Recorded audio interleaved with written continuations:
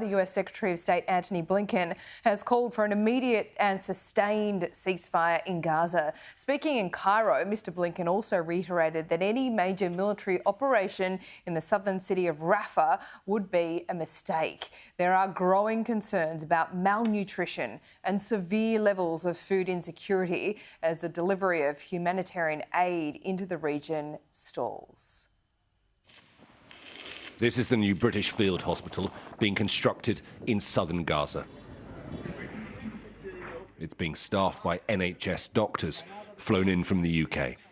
We have a number of family doctor stations which gradually will become an emergency department as the hospital becomes fully operational.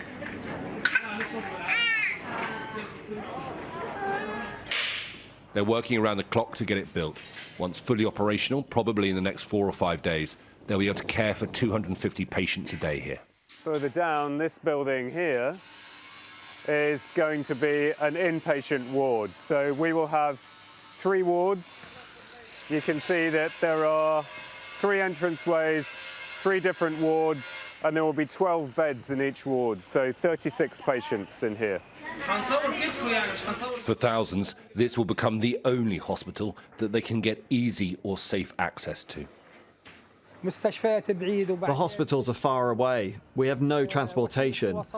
Also, they're quite busy because there are so many wounded people being treated there. We are suffering because of living in camps, because of malnutrition. We are always ill. My son, who has just been treated, is always ill. I have 3 older sons at home, all ill.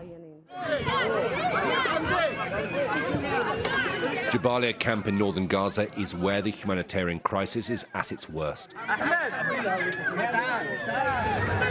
There's only one road here for aid trucks, and they've often struggled to get into the north, either stopped by the IDF or unable to go forward because of the security situation. 70% of people in northern Gaza are said to be on the brink of starvation. And today, the British Foreign Secretary accused Israel of closing its border crossing on Saturdays and said that some British aid had been waiting at the border for almost 3 weeks for Israel to let it in. The United Nations told us that Israel was rejecting many essential items. For a full range of nutritional support and for medical support, we need to get the private sector, the pharmacies and other places and other outlets working. People focus on food, of course, but it's not just food. No. There's all sorts of stuff that needs to go in. Is that being allowed in, or are you finding a lot of stuff being rejected? Well, there's a lot of stuff getting rejected for water and sanitation and for health systems. And particularly you have like solar panels and for things like generators, spare parts for water and sanitation systems. They're blocked. Chemicals for treating water are blocked as well. The simple reality is that the less food there is, the greater the desperation and the worse the security becomes. It's a vicious circle in a vicious war. Alistair Bunkler, Sky News in Jerusalem.